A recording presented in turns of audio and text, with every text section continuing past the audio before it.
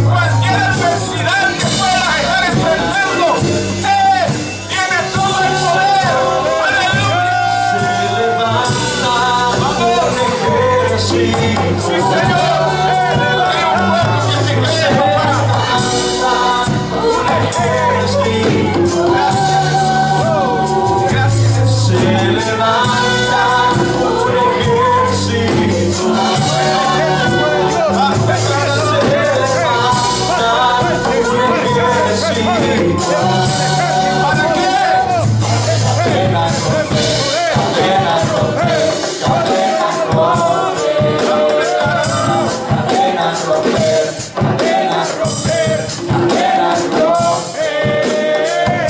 Cadenas romper, cadenas romper. Se levanta ese ejército para cadenas romper, cadenas romper, cadenas romper. Para cadenas romper, cadenas romper, cadenas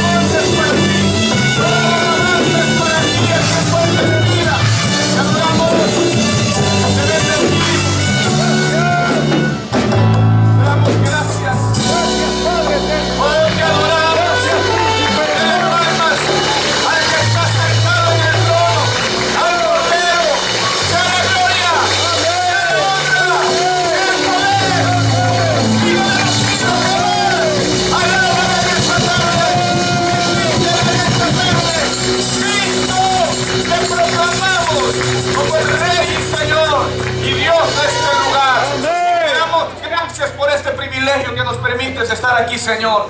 Te adoramos, te exaltamos, te bendecimos y oramos, Señor, en esta tarde pidiéndote que sea tu Espíritu Santo hoy hablando a nuestras vidas, que uses mi vida como un instrumento, Dios, que no sean mis palabras ni mi conocimiento, sino que tu palabra fluya en mi boca y que tu Espíritu Santo pueda usar mi vida para compartir tu palabra a cada persona que esté en este lugar y a las cientos o miles que nos escuchan desde aquí, desde el púlpito Fuente de Vida. Bendecimos a cada persona y declaramos, Padre, en el nombre de Jesús, así como lo hemos hoy cantado, así como lo hemos proclamado, que cadenas se rompen en el poder y la autoridad de Jesús. Muchas gracias te damos en el nombre de Jesucristo. Te adoramos, mi Dios, te exaltamos. Y para ti es solamente la gloria, la honra y la alabanza por los siglos de los siglos. Amén. Pongan sus manos juntas y bendecimos a cada una de las personas que nos escuchan en cualquier nación de la tierra, desde aquí, desde la iglesia Fuente de Vida. Les bendecimos. Muy bien, me acompaña Apocalipsis capítulo 2. Hoy vamos a continuar con la serie de estudios bíblicos del libro de Apocalipsis, ¿verdad? Hoy es nuestra quinta prédica del libro de Apocalipsis, ¿verdad? Y hoy vamos a continuar nuestro estudio y veremos el mensaje que Cristo envía a la iglesia en Pérgamo. Apocalipsis capítulo 2, verso 12, dice la Escritura, como está escrito: en el nombre del Padre, y del Hijo, y del Espíritu Santo. Y escribe al ángel de la iglesia en Pérgamo: el que tiene la espada aguda de dos filos dice esto: yo conozco tus obras y dónde moras, donde está el trono de Satanás, pero retienes mi nombre y no has negado mi fe, ni aun en los días en que Antipas, mi testigo fiel, fue muerto entre vosotros, donde mora Satanás. Pero tengo unas pocas cosas contra ti, que tienes ahí a los que retienen la doctrina de Balaam, que enseñaba a Balac a poner tropiezo ante los hijos de Israel, a comer de cosas sacrificadas a los ídolos y a cometer fornicación. Y también tienes a los que retienen la doctrina de los nicolaitas, la que yo aborrezco. Por tanto, arrepiéntete, pues si no, vendré a ti pronto y pelearé contra ellos con la espada de mi boca. El que tiene oído, oiga lo que el Espíritu dice a las iglesias. Al que venciere, daré a comer del maná escondido, y daré una piedrecita blanca, y en la piedrecita un nombre nuevo, el cual ninguno conoce sino aquel que lo recibe. Pueden tomar asiento hoy en esta tarde, y hoy vamos a continuar hablando sobre la serie de estudios bíblicos que hemos dado inicio del libro de Apocalipsis. Para los que están tomando nota y siguen la secuencia de prédicas tomando notas, hoy vamos a estar hablando acerca de Pérgamo, la iglesia mundana. Pérgamo, la iglesia mundana. La iglesia de Pérgamo abarca el periodo del año 314 al año 590 después de Cristo.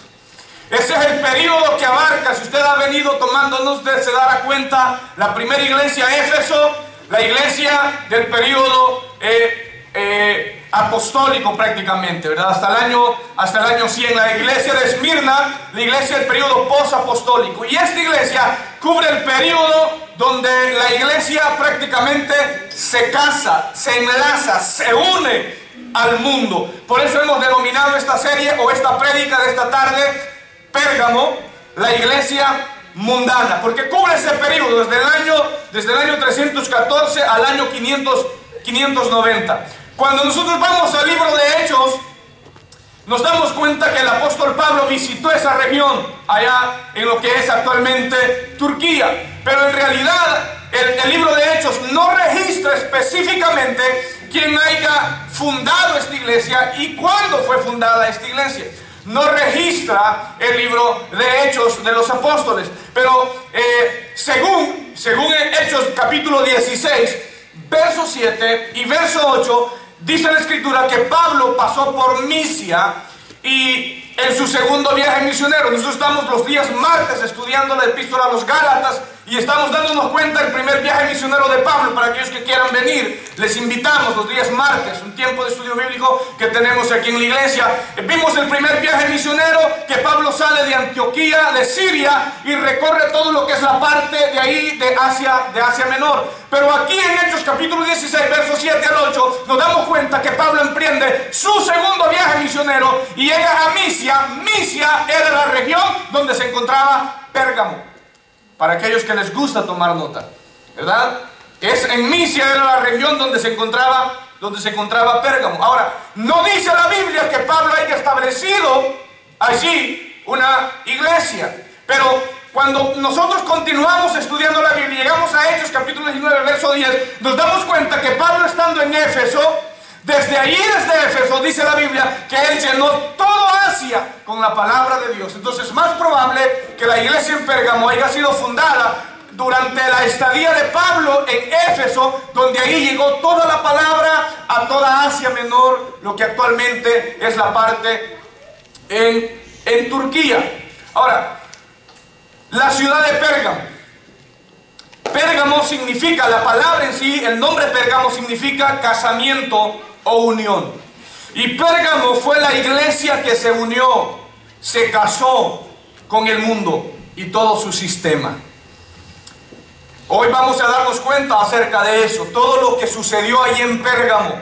Cómo la iglesia, cuando Constantino consolidó el reino, ¿verdad? Su dominio, y terminó con la persecución de la iglesia y aceptó tantas filosofías, costumbres, religiones, etcétera, etcétera, y las aglomeró en un solo dilema: cristianismo. Y ahí es donde parte todas las tantas cosas que hoy dentro de la iglesia se están practicando.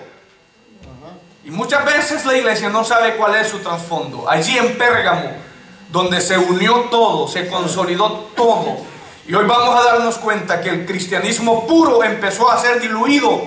Costumbres paganas empezaron a verse dentro de la iglesia. Allí nace todo este tipo de cosas. Si a usted le gusta mucho esto, ponga mucha atención, que yo sé que le va a ser de mucha edificación. ¿Dónde se encontraba Pérgamo? ¿Verdad? Pérgamo estaba ubicado al noroeste de Esmirna, a unas 80 millas al noroeste de Esmirna y a 110 millas de Éfeso, de la ciudad de Éfeso, que fue la primera ciudad a la cual Dios le escribe al ángel de la iglesia en Éfeso. Y luego Éfeso de Pérgamo quedaba a 110 millas o a 110 kilómetros, perdón, ¿verdad? Y de Esmirna quedaba a 80 kilómetros. Del mar Egeo, que es la parte que recorre esa costa ahí en Asia Menor, se estaba a 30 kilómetros, lo que era la ciudad de Pérgamo. Vuelvo a repetir, hoy esto está en Turquía, ya no se conoce como Asia o Asia Menor, porque cuando hablamos de Asia no estamos refiriéndonos a todo el continente de Asia, era una parte que así se llamaba en aquellos tiempos, ¿verdad? Durante los tiempos de Jesús o antes de Cristo y después de Jesús. Ya actualmente ya no es Asia ni Asia Menor, sino que es Turquía. Y de hecho el nombre, la ciudad de Pérgamo existe hoy en la actualidad ya no como Pérgamo, sino como Bergama, ¿verdad? Y tiene alrededor de unos 60,000 habitantes, aquellos que les gusta tomar nota al respecto. Cuando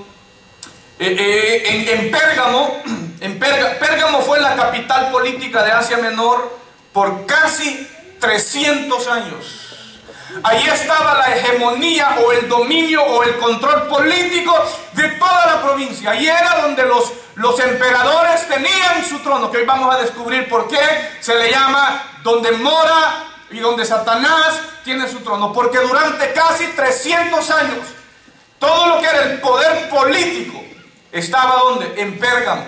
Y desde ahí era gobernada toda la provincia. Desde ahí el gobernador tenía su casa o su palacio político para controlar, para gobernar y para poder dirigir todos los designios políticos de la provincia de Asia. Allí estaba, en Pérgamo. Ahora, Pérgamo era una ciudad politeísta. Cuando digo una ciudad politeísta, era una ciudad que abrazaba cualquier dios. Creía en cualquier dios. Era una ciudad politeísta y a la misma vez pluralista. Eso significa que para ellos todo era Dios. Abrazaban cualquier ideología, creían en cualquier doctrina, aceptaban cualquier corriente, abrazaban cualquier filosofía. Por eso es que no es extraño que Dios les dice: ustedes retienen la doctrina de Balaam y la doctrina de los nicolaitas. ¿Por qué? Porque ellos abrazaban cualquier creencia. Sucede hoy en día con muchos cristianos, que el otro día dije que muchas veces a todo le dicen amén sin investigar, sin indagar, sin ir a la raíz, a la Biblia, para darse cuenta si a lo que están diciendo amén es bíblico o no lo es. Amén. Entonces Pérgamo era una ciudad de esas que todo lo creía, que todo lo aceptaba, que todo lo abrazaba. Por eso a Pérgamo no se le hizo difícil abrazar al mundo y sus tendencias y sus costumbres, sus filosofías y sus corrientes, porque para ellos todo era Dios. Una ciudad pluralista, que para ellos todo creían en Dios prácticamente. Y a la misma vez Pérgamo fue una ciudad donde escúcheme, Esmirna fue la ciudad que mató a más cristianos. Lo predicamos la vez pasada, ¿verdad? Hace unos 15 días. Esmirna fue la ciudad que mató a más cristianos, pero Pérgamo, anótalo, fue la ciudad más idólatra y pagana de toda Asia. Pérgamo fue la ciudad más idólatra y más pagana de toda Asia Menor.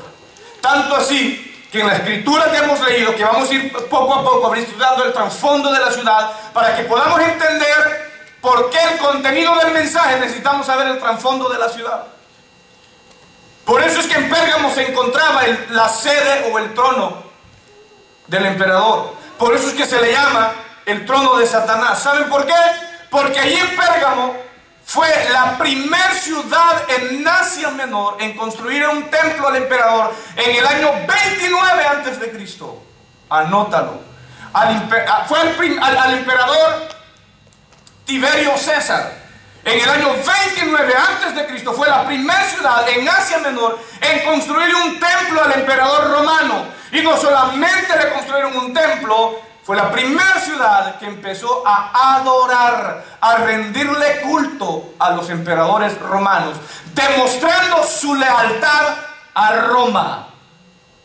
¿No les suena esto algo muy interesante? Hoy en día hay muchos predicadores, iglesias que están demostrando su misma lealtad al imperio de Roma, pero no un imperio político, sino un imperio religioso que se ha extendido y se ha diseminado por el mundo entero. Y hay muchos hoy en día que de igual manera como Pérgamo están demostrando su lealtad al sistema corrupto de la Babilonia que estaremos viendo más adelante. Allí en Pérgamo se encontraba entonces la sede o el trono del emperador, ¿verdad? A lo que Dios le llama el trono de Satanás, porque estaba representado por el culto, escúchamelo, al que se le tributaba al emperador romano, pero a la misma vez habían 4 dioses, que los cuales hoy te voy a mencionar, pero entre esos 4 dioses resalta quizás el dios Esculapio, el dios de la sanidad que había en Pérgamo. ¿Saben que de todas las provincias y de todas las ciudades viajaban hasta Pérgamo buscando sanidad? Y la imagen de este dios Esculapio era una serpiente en su templo. Dentro del templo de Esculapio habían serpientes literales. La gente cuando llegaba buscando sanidad, ellos se tiraban al piso y que la serpiente cruzase sobre ellos para que quedaran sanos.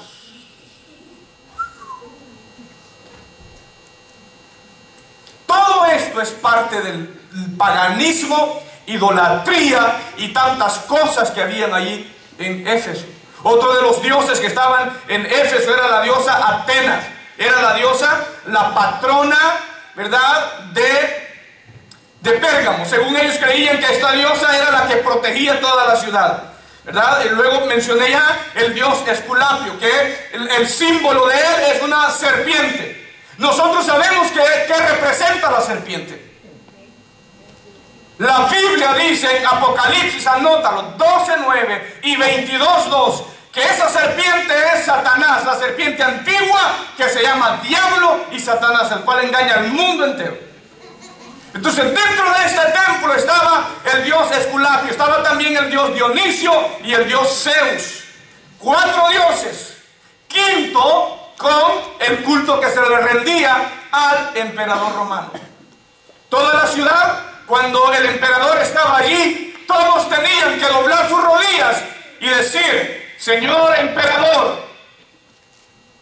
Y el que no lo hiciera era descuartizado, era mártir, era asesinado. Por eso es que no es extraño que un siervo de Dios, estando allí, Antipas, en una festividad en Pérgamo, en la plaza pública de Pérgamo, ¿saben? Más adelante lo vamos a ver cómo fue muerto este hombre, por negarse a adorar al emperador.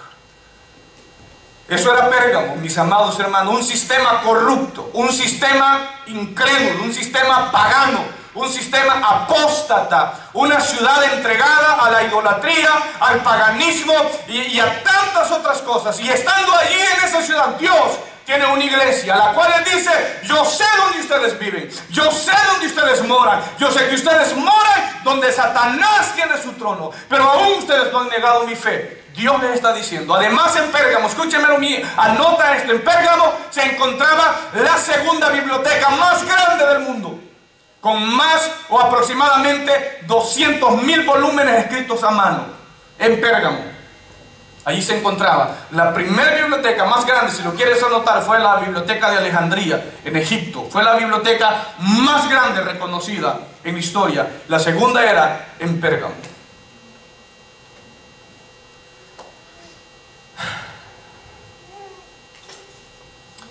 Según la historia, dice que el nombre de Pérgamo fue puesto a la ciudad en honor a que allí inventaron el pergamino. Porque antes se escribía en papiro, diga conmigo papiro. Y eso era exportado de Egipto. Egipto era el exportador de papiro, donde se escribían y se anotaban todos los registros. Cuando en Egipto se dieron cuenta que Pérgamo quería construir, escúchamelo muy bien, esto la historia lo dice, que Pérgamo quería construir la biblioteca más grande que sobrepasara la de Alejandría, dejaron de venderles papiro. Entonces fue que en Pérgamo dio inicio la fabricación del pergamino para enrollarlo y cerrarlo y allí escribir. Interesante. Lee la historia. Así que ahí en Pérgamo, y en honor al pergamino que fabricaban, le pusieron el nombre Pérgamo. La ciudad era una ciudad muy interesante a la misma vez, era una ciudad muy atrayente. El escritor romano Plinio, que fue uno de los escritores contemporáneos de aquellos tiempos, llamó a esta ciudad la ciudad más distinguida de Asia. La ciudad más distinguida de Asia. Ahora, ese es el trasfondo sobre Pérgamo.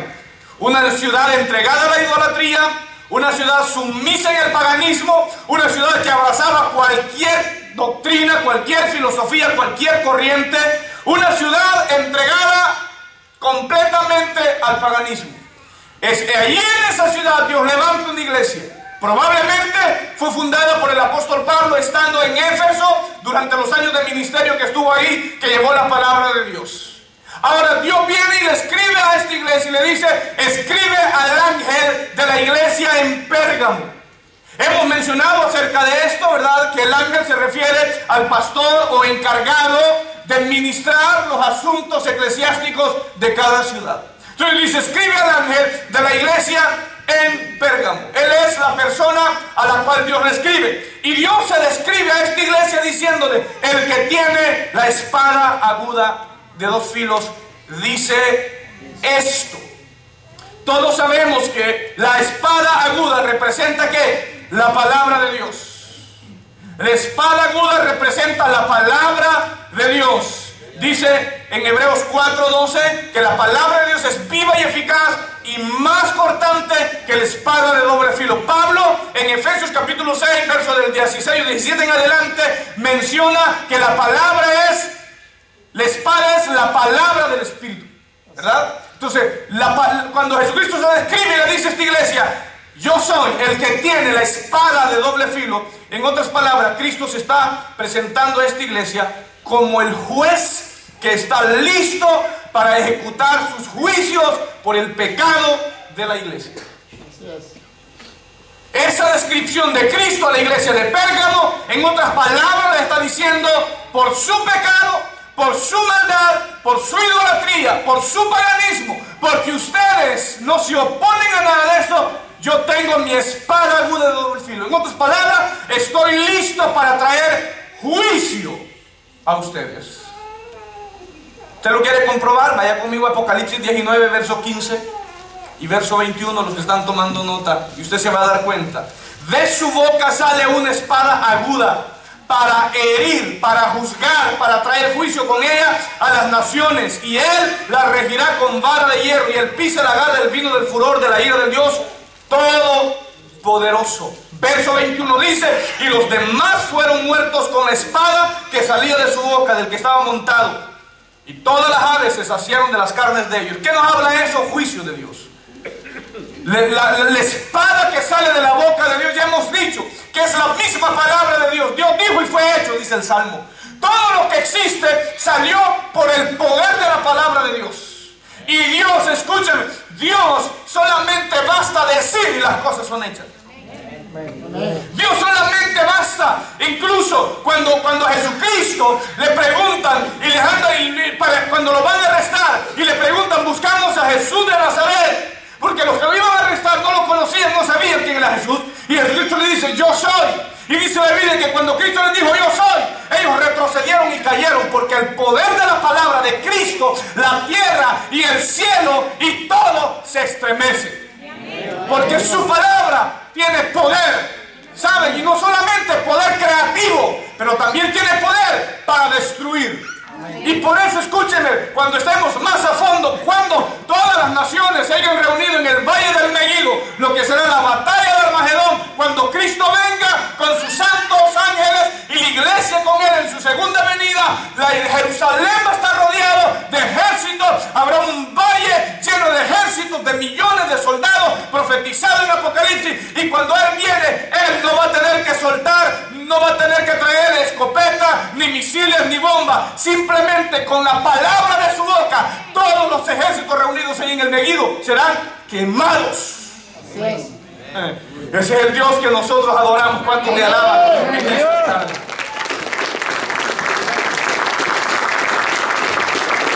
Así que viene ese día en el cual el Señor va a desenvainar su espada para vengarse de todos aquellos que han hecho atrocidades y han asesinado y han matado a muchos creyentes.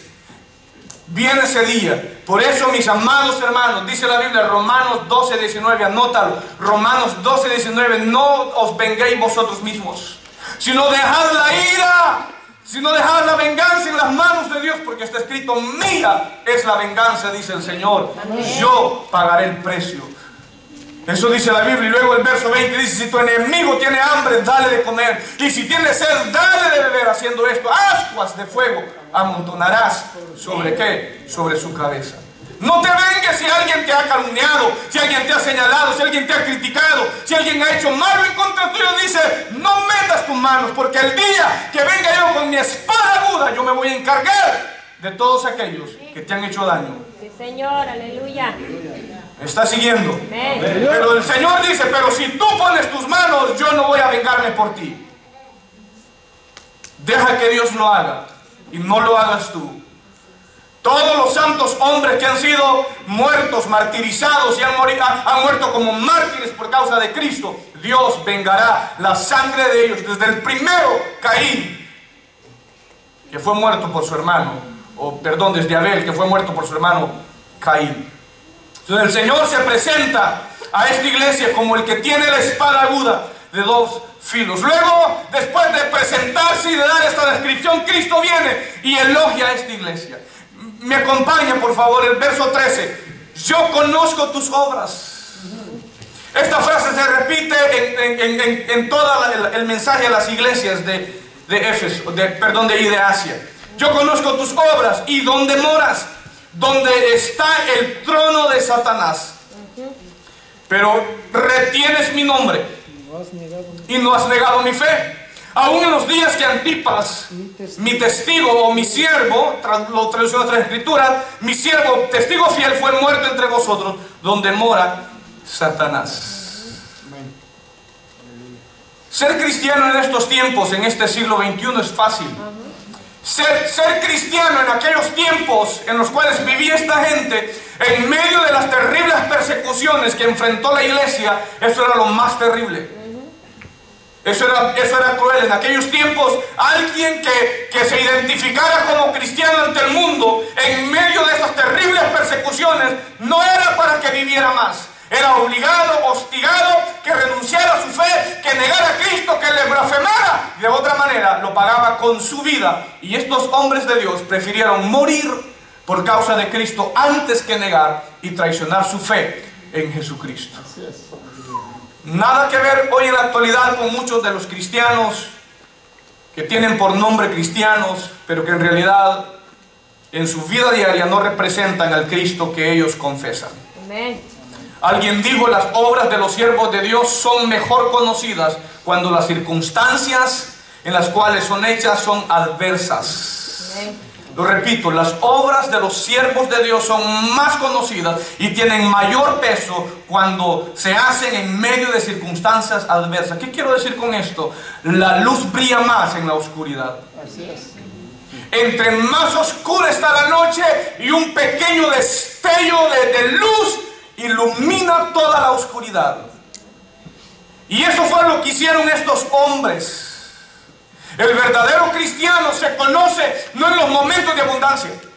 El verdadero cristiano se conoce no cuando todo está bien. Un verdadero adorador, mencionaba anoche en el estudio bíblico, no es aquel que adora a Dios cuando todo está de maravillas. Un verdadero adorador se postra delante de Dios aún cuando todo a su alrededor está derrumbado, pero él sigue confiando y sigue creyendo que Dios es fiel y que en medio de la tormenta y de la tempestad Dios está con él, que no lo ha dejado ni lo ha abandonado.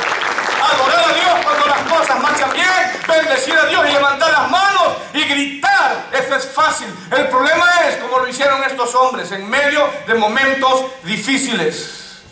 En medio de circunstancias adversas, hasta entregar su vida, mantuvieron su fidelidad a Dios. Y por eso es que Dios les dice: yo sé dónde moras. Vives en un lugar infernal. Sé que moras donde está el trono de Satanás. Y hemos mencionado que eso representaba el culto y la adoración al emperador, pero a la misma vez representaba la imagen que había en el templo de Esculapio, una serpiente. Y de hecho, cuando ¿cuál es el símbolo de la medicina, creen ustedes? ¿Verdad? Dos serpientes entrelazadas en medio de una estaca de modo de espada. ¿De dónde viene todo eso? De Pérgamo.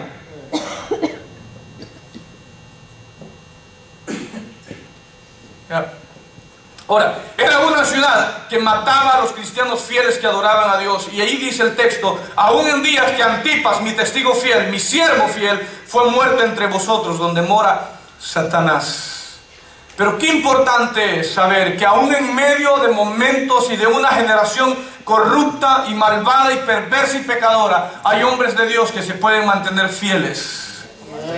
Es que no es excusa para que alguien diga: no, pastor, es que usted sabe que la cosa está dura y yo por más que trato de guardarme, vivo rodeado de tantas dificultades. Hubieron hombres que la Biblia menciona, en el caso de Noé, que en medio de una generación tan malvada, él y sus hijos y su casa se guardó para Dios, y Dios lo bendijo porque Dios le permitió la salvación a él y a su familia en el arca. Es que Dios guarda a aquellos que se conservan para él. Guardó también al justo Lot, que vivió en una ciudad completamente corrupta llamada Sodoma y Gomorra, pero que él no se corrompió, él no entró a vivir como vivían todos los demás. Él se guardó delante de Dios. ¿Y saben qué?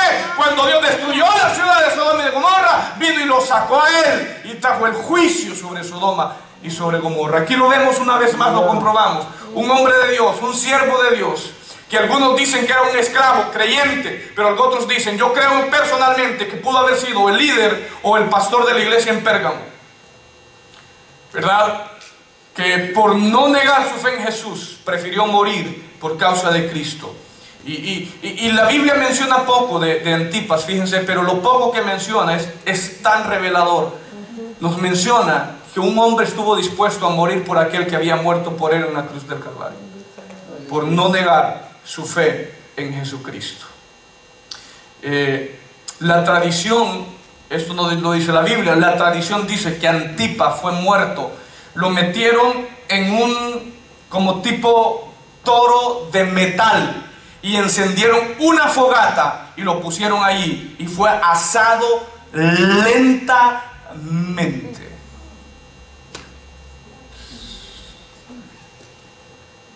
Usted no necesita que le pongan una fogata, usted...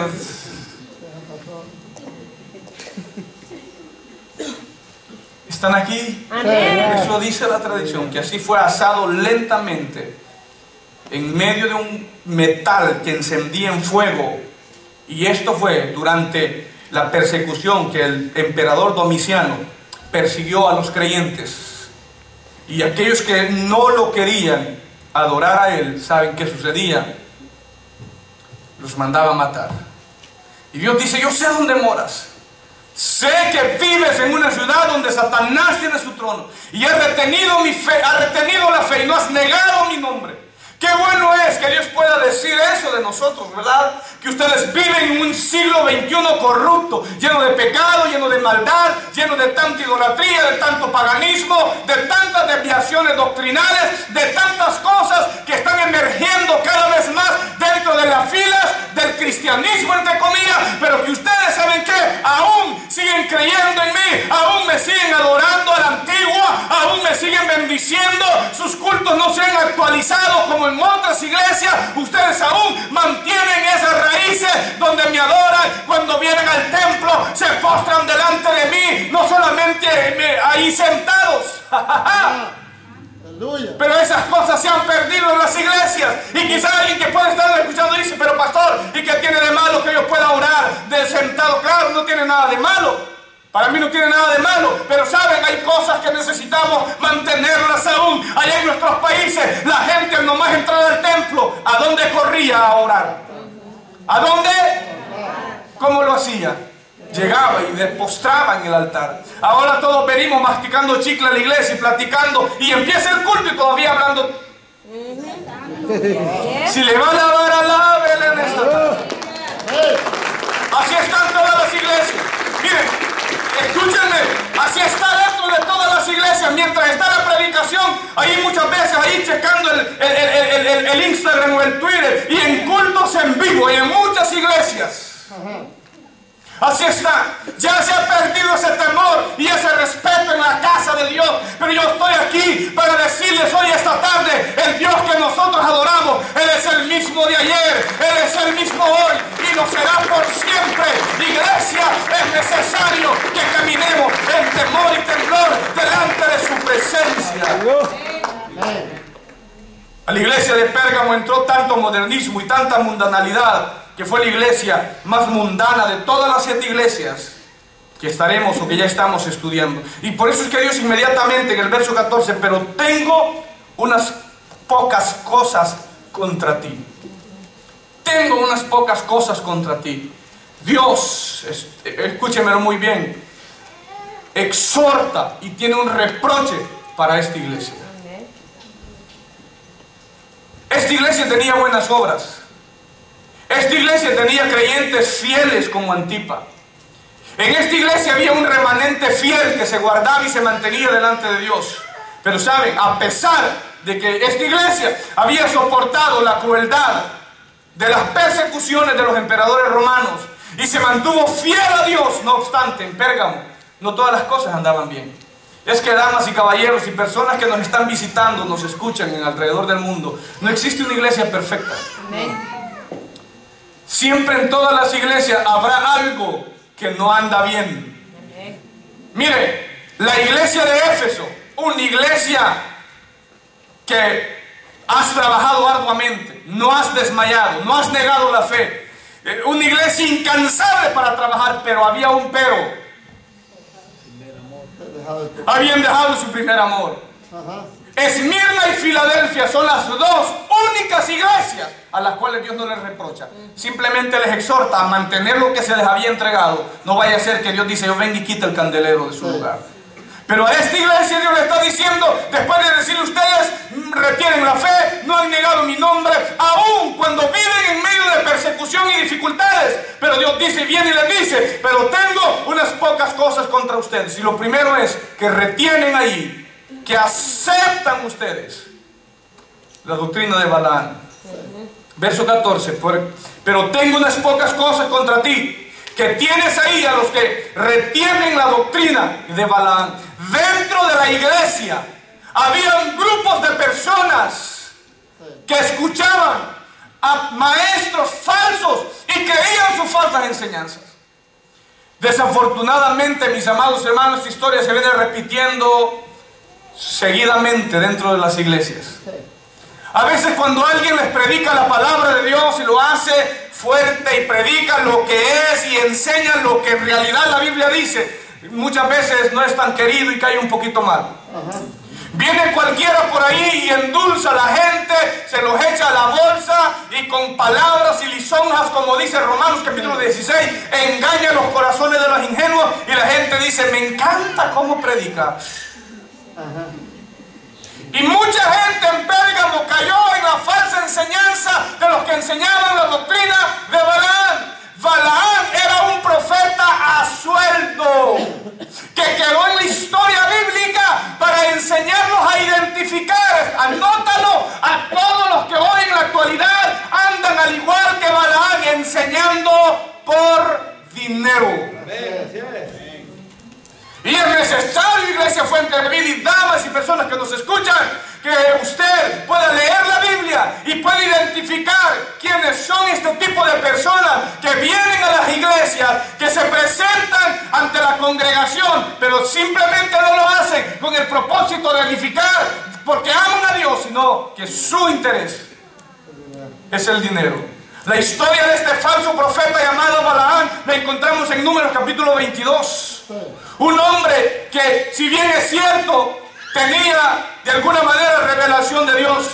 Un hombre que empezó bien. Vuelvo a repetir, Balaam empezó bien, pero fue un profeta que el dinero lo fue corrompiendo. Y Balaam es un prototipo de los falsos profetas, de los falsos predicadores y de los falsos maestros que inducen el mal dentro de la congregación. Balaam fue contratado a sueldo por Balac, rey de los amorreos o rey de Moab, dice la Biblia. Escúchenmelo muy bien. Este rey se dio cuenta que había salido el pueblo de Israel de Egipto y que iba rumbo a su territorio. Y él tuvo miedo porque había escuchado ya lo que Dios había hecho con Israel. Pero se dio cuenta que había un profeta, que al que este profeta bendecía, era bendito. Pero también la palabra de maldición que el profeta podía pronunciar, también la persona o el pueblo o la ciudad quedaba bajo maldición. Él dijo, voy entonces a hacer que el poder que este pueblo trae sea debilitado. Y cuando pase por mi territorio, nosotros podamos vencer. Inmediatamente mandó llamar a Balaam. Él estaba en su casa. Y la Biblia dice que llegaron, le tocaron la puerta y le dijeron, ¿sabes? Balac, rey de Moab, te envía por ti para que vayas, porque un pueblo ha salido y se ha esparcido sobre la faz de la tierra y quiero que vengas y lo maldiga. Y él dijo, esperen esta noche, voy a orar.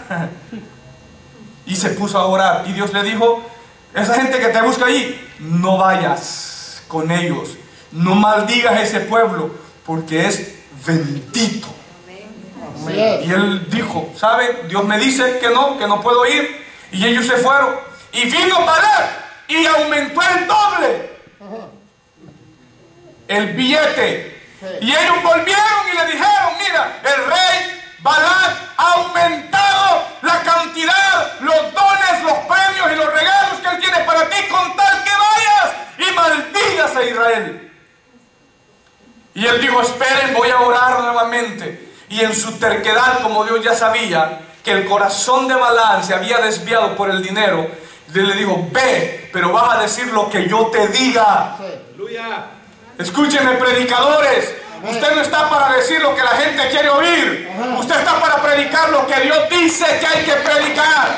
Le guste a quien le guste, se ofenda a quien le ofenda, le duela a quien le duela, haga house cuando se está predicando, no le hace. Pero usted y yo estamos aquí no para complacer el oído de la congregación, estamos aquí para predicar la viva y siempre eterna e inmutable palabra de Dios. Sécase la hierba, marchítase la flor, mas la palabra de Dios permanece para siempre. Así que el profeta va, y escúcheme, y en 3 ocasiones, no puedo leer toda la historia, ese me fue el tiempo, en 3 ocasiones buscó en un lago para mirar y no pudo maldecir. Luego le dice, prepáreme otro altar por aquí, y de igual manera, y no pudo. Y él concluye diciendo, no hay iniquidad sobre Jacob, no hay agorero, no hay hechicero. En otras palabras, en términos modernos, no hay brujo ni adivino quien pueda maldecir ese pueblo. En otras palabras, escúcheme, no hay poder que pueda maldecir ese pueblo. ¿Por qué? Porque la clave es, no encontré en Jacob ni en Israel iniquidad. Gloria a Dios. Y cuando en ti no hay puertas abiertas, no hay poder diabólico que pueda tocar tu casa, tu negocio, tu vida y tu familia, porque mayor es el que está en nosotros que el que está en el mundo. Mayor, yo no sé cuántos están entendiendo eso. Ahora, aquí viene, cuando Balaam vio que no pudo, y Balaam suplicándole, maldícelo, y él, no puedo. Entonces, ahí viene la doctrina de Balaam. ¿Saben cuál fue? Le dijo, ¿sabes qué? Ya que no los pudimos maldecir, vamos a hacer algo. Vamos a corromper al pueblo. Vamos a hacer que ellos coman cosas sacrificadas a los dioses de Moab. Y una vez comiendo cosas sacrificadas a los dioses de Moab, vamos a poner mujeres a sus líderes y a todo el pueblo para que caiga en fornicación y en inmoralidad. Y de esa manera vamos a debilitarlos para que tú los puedas vencer. Ese fue el consejo, la doctrina de Balaam. Y la Biblia dice exactamente capítulo 25, usted me pregunta mucho eso. Verso 1 y 2. Moraba Israel en Sitín, y el pueblo empezó a fornicar con las hijas de Moab, las cuales invitaban al pueblo a los sacrificios de sus dioses. Y el pueblo comió y se inclinó a sus dioses. Dios les había prohibido. Dios les había prohibido toda idolatría y toda perversión inmoral. Dios se los había prohibido. Y Balaam lo sabía. Balaam sabía que la forma de debilitar al pueblo era haciendo que éste pecara delante de Dios, para que su defensa y protección se apartara de ellos.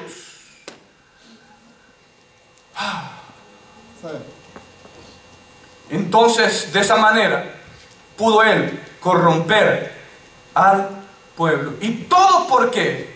Por dinero.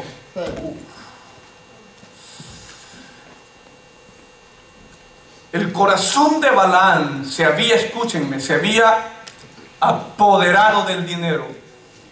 Óiganme, predicadores, y ustedes que predican la palabra de Dios por amor al dinero, escúcheme, tú podrás tener dinero y tú podrás acumular dinero y a ti te podrán entrar grandes cantidades de dinero, pero estás bajo la misma maldición de Balaam. Dice Pedro que le espera una densa oscuridad y tiniebla. Más adelante lo vamos a ver. Porque la doctrina de Balaam es desviarse de la verdad doctrinal por codicia, por amor al dinero. Y por amor al dinero fue que Balaam hizo pecar al pueblo de Israel. Y toda iglesia y predicador que se desvía de la verdad por amor al dinero, escúcheme, está bajo el juicio de Dios. Lo voy a volver a repetir porque esto es serio. Toda iglesia y predicador que se desvía de la verdad doctrinal, de la verdad bíblica por amor al dinero, está bajo el juicio de Dios. Amén. Porque con Dios no podemos jugar. Amén. Damas y caballeros, no os engañéis, Dios no puede ser burlado. Y hay muchos predicadores y congregaciones hoy en día que todo es dinero, y predicadores que todo lo hacen por amor al dinero. ¿El dinero es necesario? Claro que sí es necesario. Porque a través de él la Biblia dice que el dinero sirve para todo lo que se necesita, lo básico de la vida. Si se necesita, claro que sí, ¿verdad? Y la Biblia dice que un siervo de Dios no debe ser codicioso de ganancias deshonestas. Eso enseña la Biblia. Y es necesario, yo no tengo miedo predicarles de esto, iglesia. Porque todos los que viven cerca de mí y han andado cerca conmigo saben que a mí no me mueve un peso de fuente de vida. Y lo voy a decir públicamente en predicación, que posiblemente me estén escuchando en vivo, pero he pasado por enfermedades y un peso de fuente de vida no lo he tomado. Porque no ando por amor al dinero. Amén. Ya. Pero hay muchos predicadores hoy en la actualidad que lo que los mueve es el dinero. Que Dios nos guarde, que Dios nos libre. He aprendido que teniendo sustento y abrigo, con eso estoy contento y le doy gracias a Dios. Le doy gracias a Dios. Con eso estoy contento. Ya. Porque los que quieren enriquecerse, dice la Biblia, caen en tentación, en lazo y en muchas codicias necias y dañinas que hunden a los hombres en perversión y maldición. Porque la raíz, el amor de todos los males, es el amor al dinero, el cual, codiciando algunos, se extraviaron de la fe. Eso dice la palabra de Dios. Así que no se preocupe usted que de aquí alguien le está agarrando bueno, no es su diezmo, porque es de Dios. Ya cuando usted lo entrega no es suyo. Ni aún cuando usted no lo entrega, usted lo da, que se lo está robando. Sí, así es. Alabe al Señor en esta tarde. Y usted que nos escucha de igual manera también. Porque hay que hacer un paréntesis. Aquí hay personas que dan su diezmo en las iglesias. Y no solamente aquí en Fuente de Vida, en todas las partes del mundo. Y quieren saber qué es lo que están haciendo. Desde el momento que usted lo da ya no es suyo. Ni aún cuando usted lo ha dado no es suyo de igual manera. Si el que lo está administrando está haciendo con él lo que él quiere, él le dará cuenta a Dios. Pero usted no tiene que dejar de darlo para el Rey de Reyes y Señor de Señores. Porque cuando usted lo da, Dios lo bendice, Dios le multiplica y Dios abre la ventana del cielo y derrama bendición hasta que sobreabunde. Pero, escúcheme muy bien esto, pero usted tiene que tener cuidado de igual manera. ¿verdad? No significa, pastor, entonces yo tengo que darle a los que igual que Balaam. No, no estoy diciendo eso. Pero hay algunos que cuestionan tanto eso. Amén.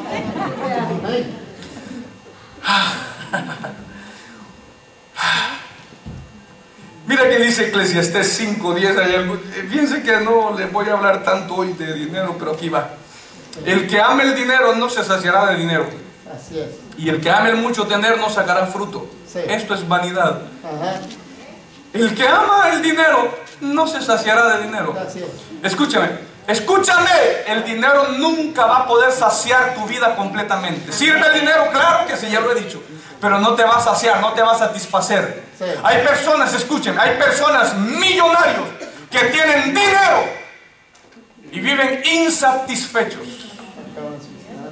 Nunca el dinero les sacia. No. Y escúchenme, y pueden comprar lo que ellos quieran, casas lujosas, vehículos lujosos, aviones, pueden comprar, rodearse de amigos y hacer sus parrandas, sus fiestas, y cuando toda la gente se va y ellos quedan solos en su habitación, en su recámara o en el hotel, ellos lo que muchas veces de ellos es que se suicidan. Así es. Y rodeado de dinero, Sí. porque el que ame el dinero no sacará provecho de eso. Ajá. Pero teniendo frijolitos fritos con huevitos, Ajá. disfrútenlos. Ajá.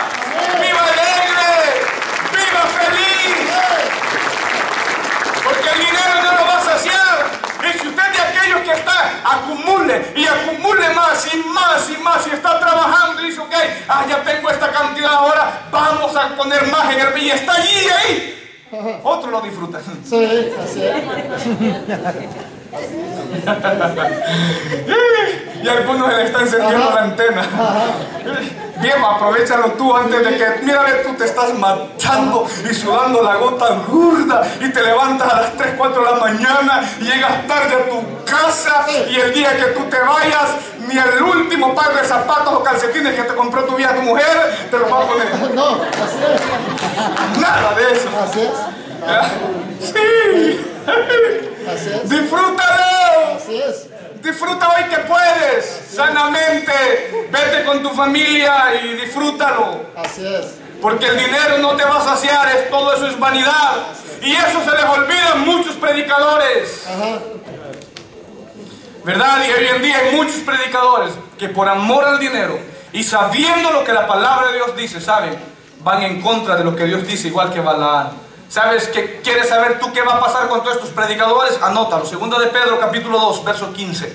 Dice, han dejado el camino recto y se han extraviado siguiendo el camino de Balaam, hijo de Beor, el cual amó el premio de la maldad y fue reprendido por su iniquidad, pues una mula bestia de carga, hablando con voz de hombre, refrenó la locura del profeta. Y dice el verso 17, estos son fuentes sin agua y nubes empujadas por las tormentas, para los cuales la más densa oscuridad está reservada para siempre. Amén. Para siempre. A todos aquellos que son insaciables con el dinero, que siempre quieren y quieren y quieren y más, no te va a funcionar nada de eso. Sí. Nada. Lee sofonía el día que el Señor venga. Y si tú no estás preparado para irte con el Señor en el arrebatamiento de la iglesia, ¿sabes qué? Aquellos que tienen el dinero bajo el colchón romperán el colchón y sacarán el dinero y lo tirarán arrepentidos. Sí. Sí. Así es. Fue la doctrina de los Balaam hoy en la actualidad. Hay tantos Balaames hoy en la actualidad predicando en los altares. Sí. Y vuelvo a repetir, y la iglesia muchas veces dice amén, ok, aleluya. Ajá. Porque este tipo de personas obviamente no le van a predicar un mensaje como el que yo le estoy predicando hoy esta tarde. Que hay algunos salen enojados conmigo. Sí. ¿Sí? Ellos van a tratar de predicarle un mensaje que pueda suavizarlo y usted simpatizar bien con usted. Doctrina de Balaam. Enseñó a los hijos de Israel a poner tropiezo, a cometer inmoralidad. Toda inmoralidad delante de Dios es pecado. Así es. Y la Biblia llama que este individuo, Balaam, hizo pecar a los hijos de Israel, no solamente comiendo cosas sacrificadas a los demonios, a los ídolos, sino que hizo que las mujeres moabitas fornicaran. Diga conmigo, fornicación. Fornicación. Vamos, digan, fornicación. Fornicación. Fornicación es la unión entre un hombre y una mujer sin hahaberse casado legalmente. Así es. Amén. Y eso enseña la Biblia. Sí. Obviamente esto ya casi no se está predicando en los altares, porque no, a muchos, no pastor, hay mucha gente dentro de la iglesia que está ahí comiendo bajo la mesa, pastor. ¿Qué es eso? Investigue. En otras palabras, no han pagado la comida.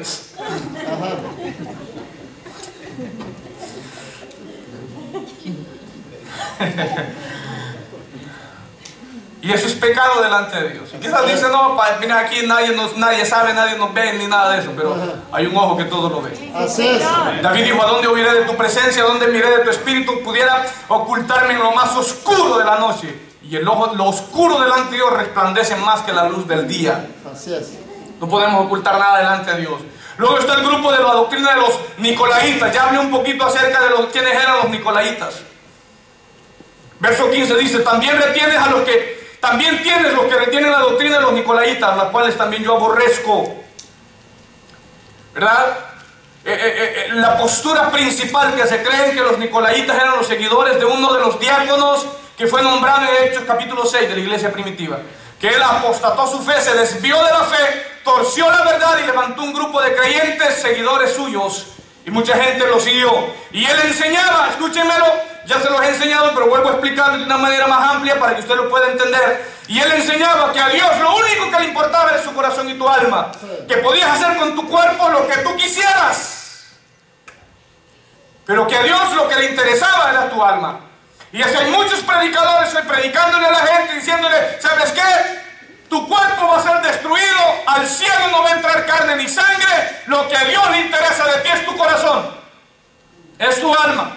Con tu cuerpo tú puedes hacer lo que tú quieras. Eso es falso. Hay muchos predicadores enseñando doctrina de los nicolaitas. Una copita no es malo. Un cigarrito para relajarse y dormirte plácidamente por la noche no es malo. Hay predicadores que le están enseñando a la iglesia. Escucha esto, escuchar canciones románticas mundanas y dedicárselas a tu esposa no es malo. Ir a la discoteca con tu esposa y bailar con ella no es malo. Que bailes con la del otro sí es malo. Eso hay muchos predicadores. Yo los he escuchado. Yo sé que usted también, no se me haga, ¿verdad? Escuchar música mundana no es malo. Por eso es que algunos de ustedes todavía traen a gente ahí. ¿Ah? Ir a la discoteca y divertir no es malo. Esa es doctrina de los nicolaitas. Hacer todo ese tipo de cosas no es malo. Pues lo que va a entrar al cielo no es tu carne, nuestros huesos, no es nada de eso. Lo que va a entrar al cielo es tu alma, es tu espíritu, lo que Dios quiere es tu corazón.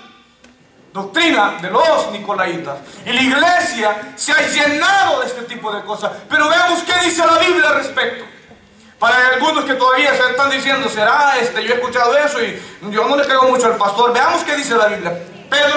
Primera de Pedro 2:11, dice, amados, Pedro escribiéndole a los cristianos dispersados por causa de la persecución en los días de los emperadores romanos, Pablo les dice, amados, yo ruego como a extranjeros y peregrinos que os abstengáis, que se abstengan de los deseos carnales que batallan contra el alma, que se abstengan de los deseos carnales que batallan contra el alma. Levánteme la mano aquí el que no tiene deseos carnales.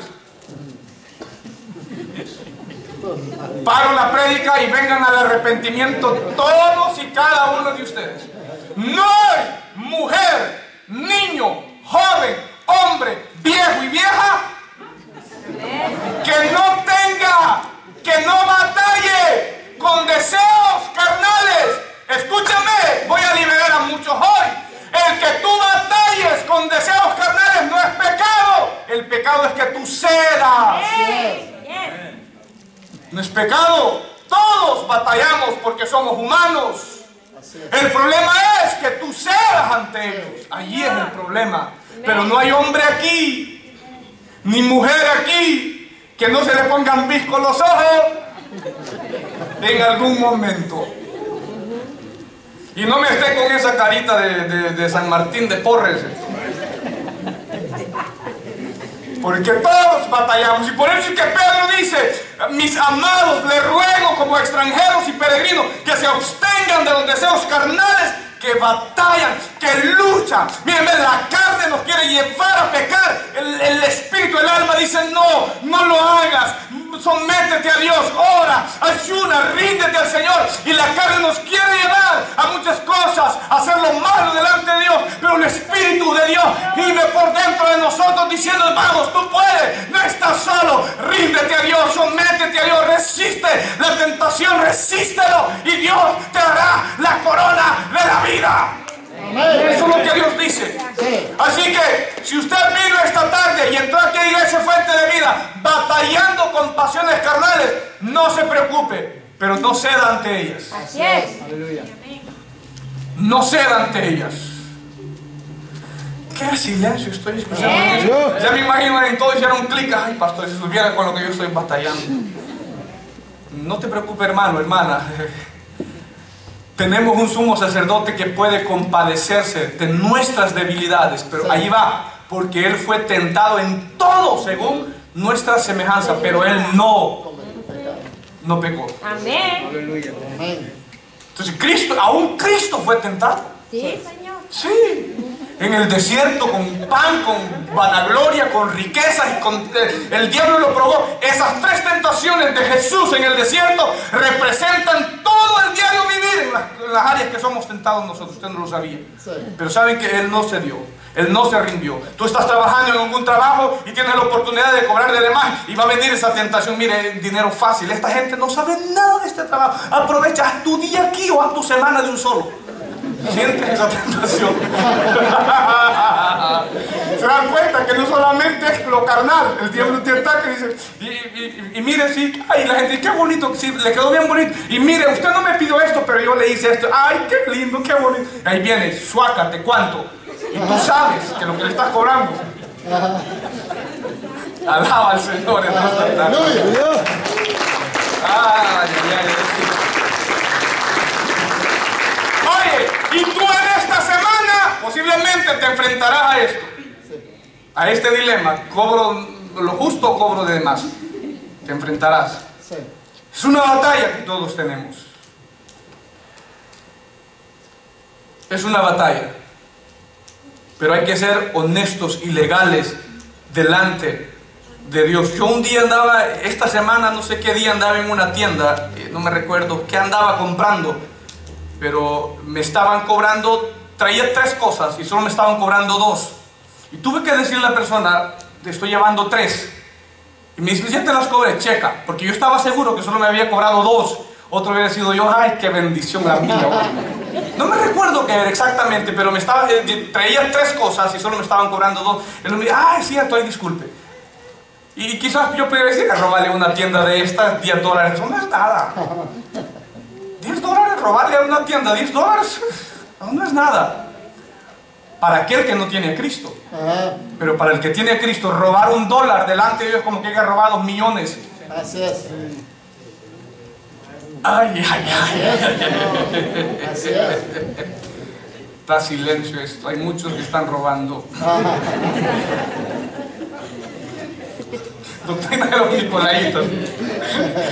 Amén. Y Primera de Juan, capítulo 2, verso 15 dice, no amen al mundo ni las cosas que están en el mundo. Y ahí nos empieza a decir, ¿verdad? Todo lo que hay en el mundo, deseos de los ojos, deseos de la carne, vanagloria, el ego, ¿verdad? Humano, no proviene del Padre, sino del mundo. El mundo pasa y sus deseos. El que hace la voluntad de Dios permanece para siempre. Primera de Tesalonicenses 5:23, y el mismo Dios de paz os santifica por completo, y todo vuestro ser, espíritu, alma y cuerpo, sea guardado irrepresiblemente. Amén.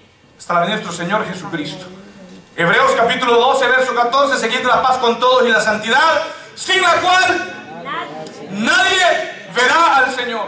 Y en esta iglesia de Pérgamo se había infiltrado este tipo de enseñanza que robarle a un rico no es pecado.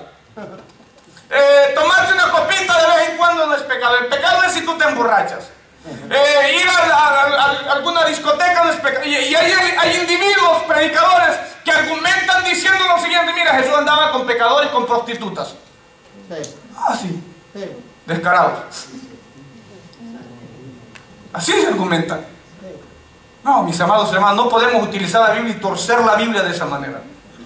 Nosotros tenemos que darnos cuenta que los estándares de vida que Dios nos pide a cada uno de nosotros es que nos abstengamos, que batallemos, ¿verdad? Y usted en esta semana posiblemente se va a encontrar con cosas que usted va a batallar, pero no, el pastor, la palabra de Dios me predicaron el domingo, yo no puedo hacer, y va a rechazar esas cosas.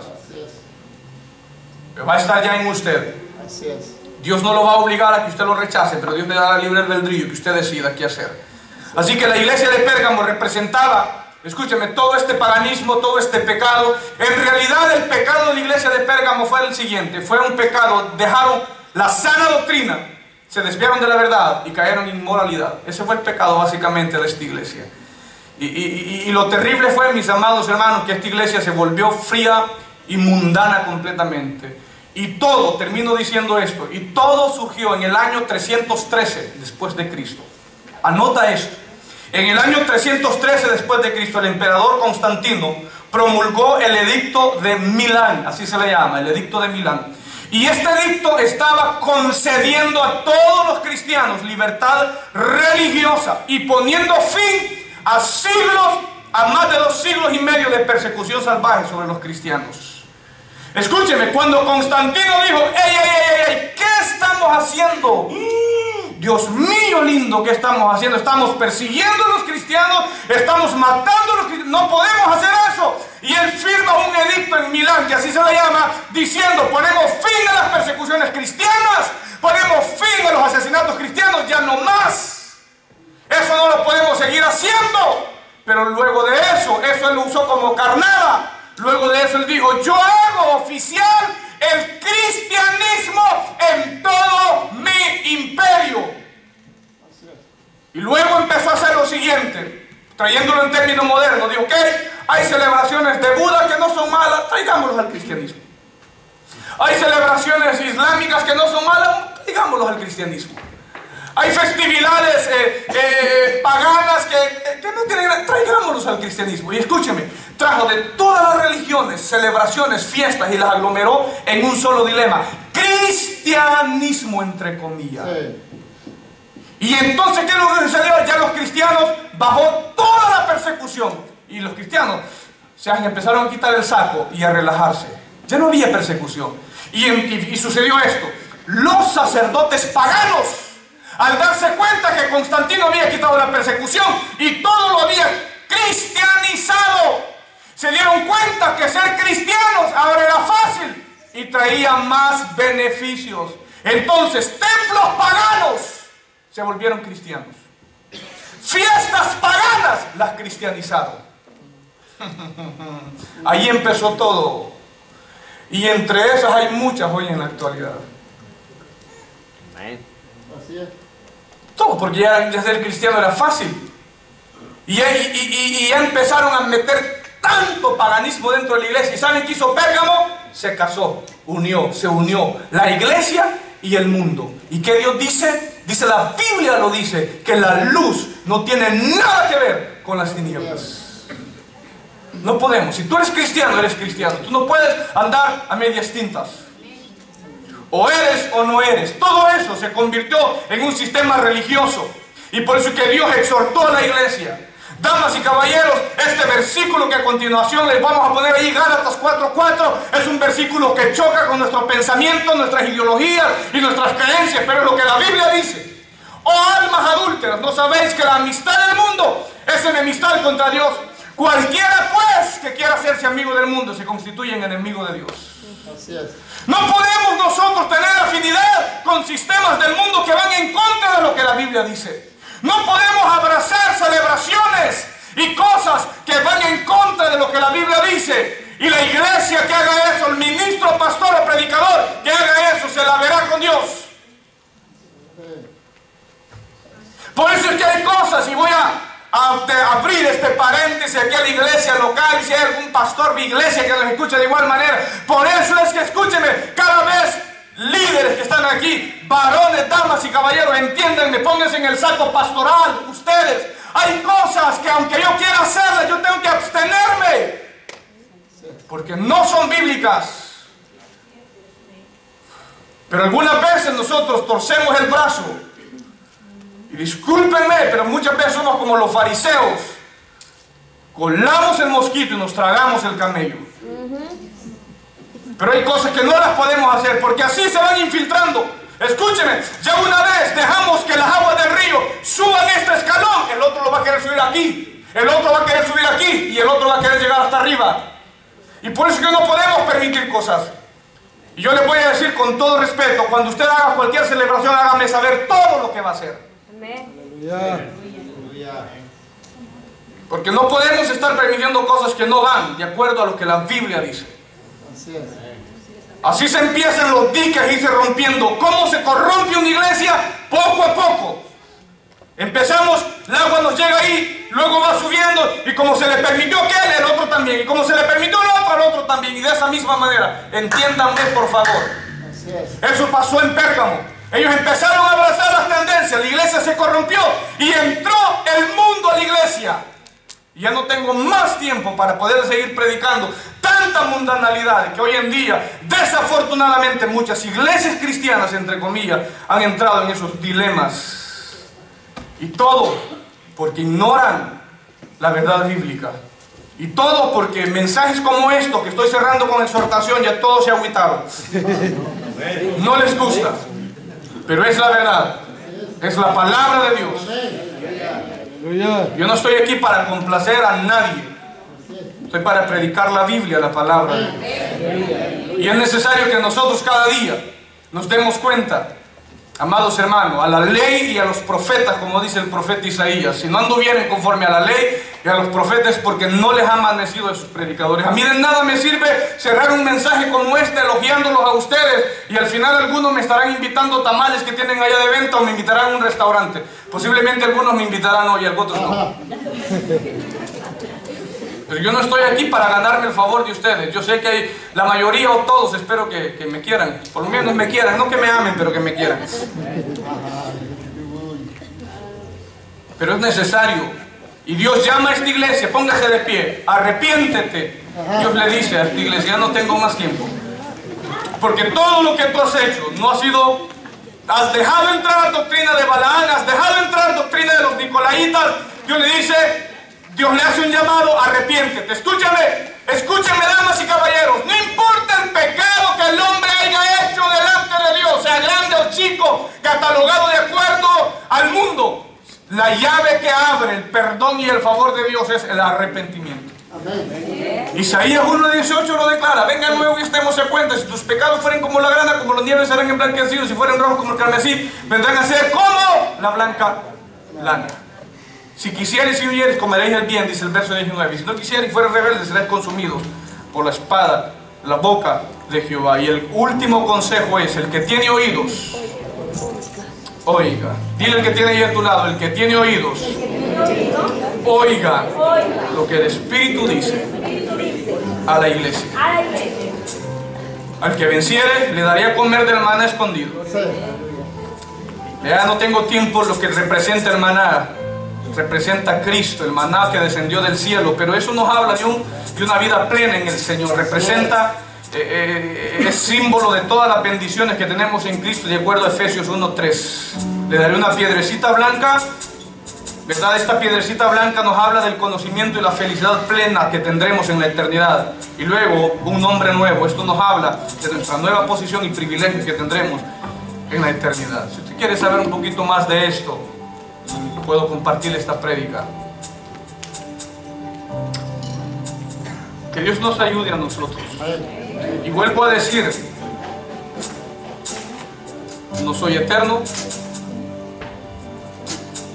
y el día que Dios decida llevarme aquí, y vuelvo a decir lo mismo, y espero que el día que llegue un nuevo pastor a Fuente de Vida no afloje en doctrina, en principios, en enseñanza. El día que usted, y no lo digo para vanagloria, el día que usted pueda tener un nuevo pastor que sea mejor que yo,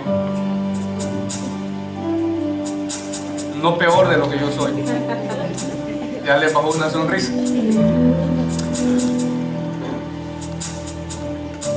Hay algunos que van a poder decir, ay, tenía razón el hermano Walter, ¿verdad?, cuando nos predicaba y nos regañaba. Pero hasta que uno deja de estar es que la gente dice, ah, tenía razón. Mientras uno no está, ahí el que se cree. ¿Y cómo es el enemigo, iglesia?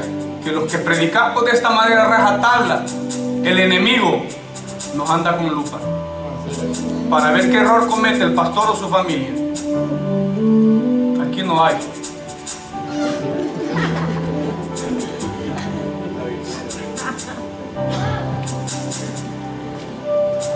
Dile que está ahí a tu lado.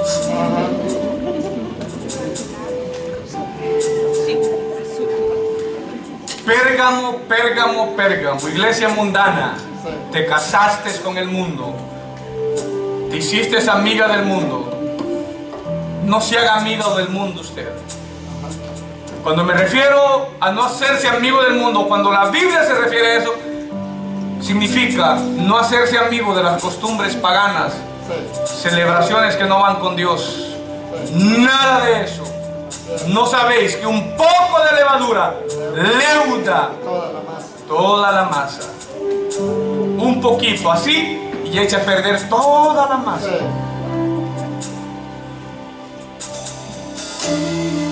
Te puede hacer un buen caldo de sope mondongo. Una tan sola mosca que caiga dentro del caldo, ¿ah?, lo echó y usted pudo pasar horas limpiándolo, lavándolo y haciendo tantas cosas. Una pequeña mosca muerta echa a perder el mejor perfume del perfumista, dice Eclesiastés. Líderes, cuidemos nuestro testimonio y nuestra vida con el Señor. Porque usted y yo somos cartas leídas. Me gustó un pensamiento, estoy leyendo 2 libros simultáneamente y se los recomiendo, la historia de la iglesia. Todo lo que tiene que ver con la historia de la iglesia. Y encontré un pensamiento que me llamó la atención. El pensamiento dice lo siguiente: hay muchos cristianos que pasan dentro de la iglesia, pero la iglesia no está en ellos, no ha entrado en ellos.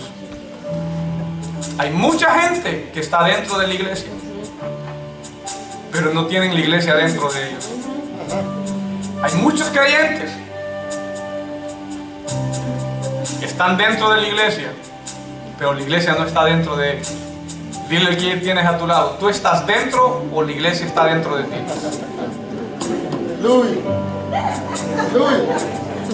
Usted que nos escucha en alguna parte de la tierra, en Latinoamérica, personas que nos escriben de Honduras, de El Salvador, les bendecimos desde aquí, desde la iglesia Fuente de Vida.